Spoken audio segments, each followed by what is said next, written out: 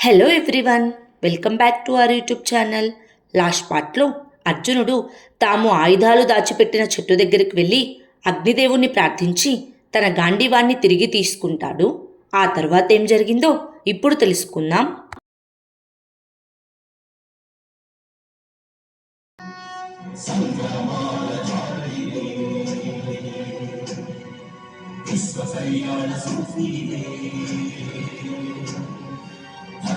ధర్మము ఆది అనంతము సత్యమ సత్యము సాధకలంకము జాత్యంకార పర్యవసానము శక్తి ఇదే భక్తి ఇదే జీవన్ ముక్తికి మార్గమిదే పంచమ వేద సారం మహాభారతం కృష్ణుడు చూపిన లీల ఇది జీవన వేద మార్గమిది గీత జనించిన క్షేత్రమే ఇది మహాభారతం.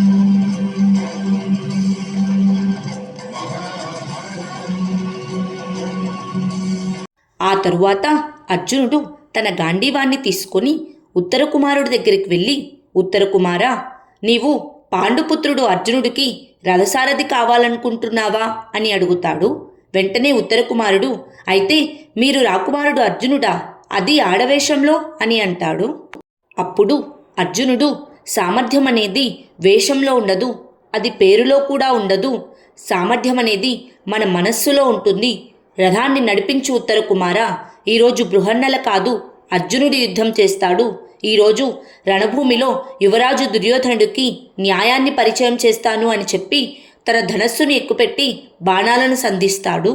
అర్జునుడు వేసిన బాణాల శబ్దం దుర్యోధనుడు విని ఇది తప్పకుండా అర్జునుడి గాంధీవ శబ్దమే అని అంటాడు.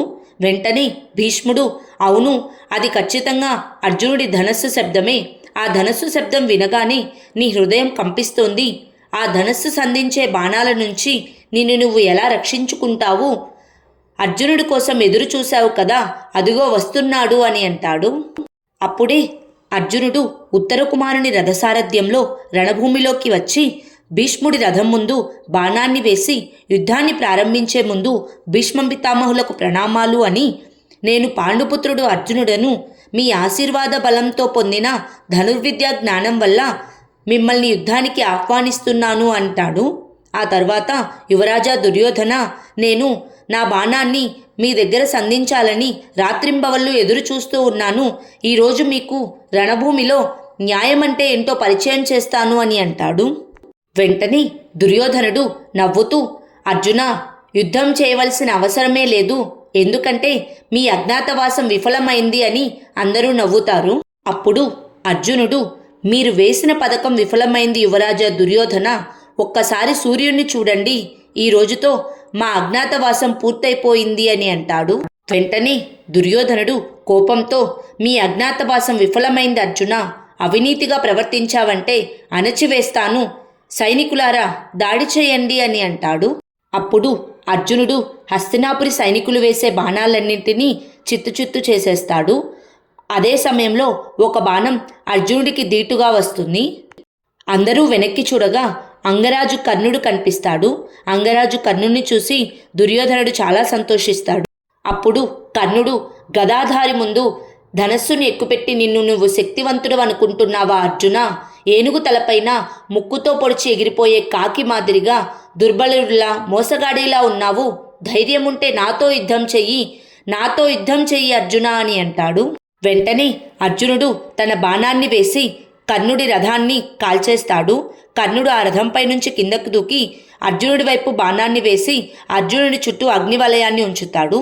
వెంటనే అర్జునుడు ఉత్తర కుమారుడిని తీసుకుని అగ్నివలయం నుంచి బయటకు వచ్చి, ఉత్తర కుమారా, ఇప్పుడు ఇది మీ యుద్ధం కాదు, అర్జునుడి గాంధీవమే న్యాయ నిర్ణేతగా నిలుస్తుంది అని ఇద్దరూ పోటాపోటీగా బాణాలను వేసుకుంటూ ఉంటారు.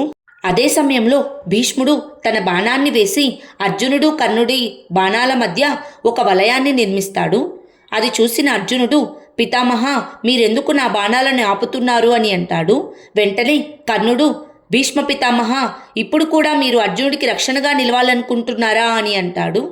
అప్పుడు అర్జునుడు, మీరు నిర్మించిన ఈ వలయాన్ని తీసేయడం నాకిష్టం లేదు పితామహ, మీరే ఈ వలయాన్ని తీసేయండి, ఇది మాకు జరిగిన అన్యాయానికి ప్రతీకారం అని అంటాడు. అది చూసిన శకుని, మహితాత్మ, ఇదెక్కడి పక్షపాతం, అర్జునుని రక్షించడానికి మీరు జరుగుతున్న యుద్ధాన్ని ఆపుతున్నారు అని అంటాడు. వెంటనే దుర్యోధనుడు కూడా, పితామహ, ఇది రాజద్రోహం, మీరు ఈ యుద్ధానికి ఆటంకం కలిగిస్తున్నారు, ఈ యుద్ధం జరగనివ్వండి అని అంటాడు. అప్పుడు భీష్ముడు, మూర్ఖుడా దుర్యోధన, నేను పక్షపాతం చూపిస్తుంది నీకోసమే, లేదంటే అర్జునుడు మీ అందరినీ సర్వనాశనం చేస్తాడు అని అంటాడు. వెంటనే కర్ణుడు, మీకు అర్జునుడి సామర్థ్యం పైన అంత నమ్మకం ఉంటే మా మధ్యలో నిలవకండి, నాకు ఎవరి రక్షణ అవసరం లేదు అని అంటాడు. అప్పుడు భీష్ముడు, నాకు రక్షణ అవసరముంది అంగరాజా, నా హృదయానికి రక్షణ అవసరం. పుత్ర అర్జున, నా భుజాలలో ఇప్పటికీ ఎంతో బలం ఉంది, కానీ నా హృదయం ఇప్పుడు ఎటువంటి క్షోభను తట్టుకోలేదు. అర్జున, ఇక ఈ యుద్ధాన్ని ఆపై, నీ పితామహుల ప్రేమను నమ్మకాన్ని నువ్వు కోల్పోవద్దు. కురువంశ వారసుల రక్తం ప్రవహిస్తే నీ పితామహుల హృదయంలో రక్తం ఇంకిపోదంటావా అర్జున? ఈ ముసలివాడి కన్నులను అటువంటి యాతనకు గురి చేయవద్దు. ఈ భీష్ముడికి స్వచ్ఛంద మరణం అనే వరం ఉంది, నేను మృత్యువును వరించే పరిస్థితి తీసుకురావద్దు అని అంటాడు. వెంటనే అర్జునుడు బాధపడుతూ, అంత మాట అనకండి పితామహ, ఒకవేళ నా కారణంగా మీకు మృత్యువు లభిస్తే నాకు ఇక్కడే బ్రతికుండగానే నరకం లభిస్తుంది. మీ ముందు ఎల్లప్పుడూ గౌరవంతో తలదించుకునేవాడిని మీ ముందు అస్త్రాన్ని సంధించలేను అని అంటాడు. అప్పుడు భీష్ముడు, అయితే నీ పితామహుని మాటని మన్నించి ఈ యుద్ధాన్ని విరమించేసేయ్ అని అంటాడు. భీష్ముని మాటలు విని అర్జునుడు యుద్ధాన్ని ఆపివేసి, పితామహ, ఈరోజు నేను మీ ఆదేశాన్ని శిరసావహిస్తున్నాను, కానీ మీరు నాకు ఒక మాట ఇవ్వండి. భవిష్యత్తులో యుద్ధం చేసే అవసరం వస్తే అప్పుడు నన్ను మీరు ఆపకూడదు, ఈ వాగ్దానాన్ని నాకివ్వండి అని అడుగుతాడు. వెంటనే భీష్ముడు కూడా సరే అంటాడు. అప్పుడు దుర్యోధనుడు, అర్జున, నీతో యుద్ధం చేసే అవసరం మాకిక లేదు, ఎందుకంటే నువ్వు ఉండేది వనాలలో, మేముండేది నగరంలో అని నవ్వుతూ ఉంటాడు. వెంటనే అర్జునుడు, యుద్ధం చేయవలసిన అవసరం ఉంది యువరాజా దుర్యోధన, త్వరలోనే ఒక స్త్రీ అవమానానికి దండన విధించడానికి వస్తారు పంచపాండవులు మీ మృత్యువు రూపంలో అని అంటాడు. ఆ తరువాత ద్రౌపది హస్తినాపురి రాజ్యసభలో తనకు జరిగిన అవమానాన్ని తలుచుకుంటూ బాధపడుతూ ఏడుస్తూ ఉంటుంది. అప్పుడు అర్జునుడు, వద్దు పాంచాలి, ఇది కన్నీరు కార్చే సమయం కాదు, రక్తం ప్రవహిస్తుంది, ఎవరెవరు నిన్ను అవమానించారో వారి హృదయం నుండి రక్తం ప్రవహిస్తుంది అని అంటాడు. అప్పుడు ద్రౌపది, కాలం గాయాలని మాన్పుతుంది అని సాధుజనులు అంటారు, కానీ 13 సంవత్సరాల సుదీర్ఘ సమయం కూడా నా గౌరవంపై పడిన మచ్చను తొలగించలేకపోయింది. హస్తినాపురి జూదసభలో జరిగిన అవమానం ఈ రోజుకి నా అంతరాత్మను దహించి వేస్తుంది. ఎందుకు నాథా, నేను రాత్రింబవళ్ళు యుద్ధాన్నే కోరుకుంటున్నాను అని ఏడుస్తుంది. ద్రౌపది బాధను చూసి అర్జునుడు ద్రౌపది పక్కన కూర్చొని, లేదు పాంచాలి, ఈ 13 సంవత్సరాలు నీ మనస్సు ప్రతీకారాగ్నితో జ్వలించలేదు, న్యాయస్థాపన అనే అగ్నితో జ్వలించింది. అందుకోసమే మాధవుడు మన హృదయంలో ప్రతీకారానికి బదులుగా న్యాయ పోరాటాన్ని ప్రతిష్ఠించాడు అని అంటాడు. అప్పుడే భీముడు అక్కడికి వచ్చి, అర్జునుడు చెప్పింది నిజమే పాంచాలి, త్వరలోనే ధృతరాష్ట్రపుత్రుల దండనను ప్రకటించాలి అని అంటాడు. వెంటనే యుధిష్ఠిరుడు ద్రౌపది సామ్రాజ్ఞి వస్త్రాలు తీసుకొని వచ్చి ఆ దండనను ఆర్యావర్త సామ్రాజ్ఞి ప్రకటిస్తుంది అని అంటాడు.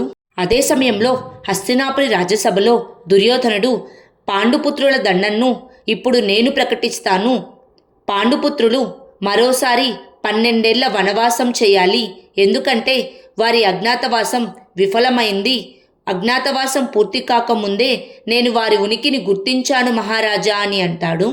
అప్పుడు భీష్ముడు, నువ్వు అర్జునుడిని చూసినప్పుడు సూర్యుడు అస్తమించాడు, అప్పటితో వారి అజ్ఞాతవాసం పూర్తయిపోయింది, అజ్ఞాతవాసం సఫలమైంది, దీనిని నువ్వు అంగీకరించక తప్పదు దుర్యోధన, ఇదే ధర్మం అని అంటాడు.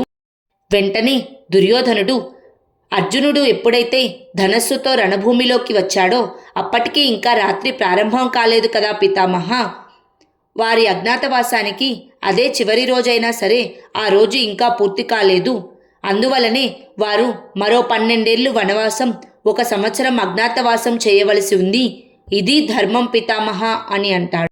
ఆ తరువాత భీముడు, దుర్యోధనుడు ధర్మంతో అన్ని సంబంధాలు తెంచుకున్నాడన్నయ్య, తప్పకుండా ఈరోజు కూడా వాడు ఏదో ఒక కొత్త పథకాన్ని వేస్తూనే ఉంటాడు అని అంటాడు. వెంటనే నకులుడు భీమన్నయ్య చెప్పింది నిజమే. దుర్యోధనుడికి పథకం వేసే అవకాశం లభించేలోగా మనం వారికి తగిన దండన విధించాలన్నయ్య అని అంటాడు. అప్పుడు సహదేవుడు, కానీ మనం ఆక్రమణ చేయాలంటే పితామహుల ఆజ్ఞ అవసరం కాదా? ఒకవేళ పితామహులు రణభూమిలో మనకి ఎదురుగా వస్తే అప్పుడు మనమేం చెయ్యాలి అని అంటాడు. వెంటనే అర్జునుడు, పితామహులు రణభూమిలోకి రారు, ఆయనకి తెలుసు ధర్మం ఎటువైపు ఉందో అని అంటాడు. వారి మాటలు విన్న ద్రౌపది, కానీ పితామహుల ధర్మం హస్తినాపురి సింహాసనానికి కట్టుబడి ఉంది అని అంటుంది. ఆ తర్వాత ఏం జరిగిందో నెక్స్ట్ పార్ట్లో తెలుసుకుందాం. Please like, share and subscribe to our YouTube channel. Thank you.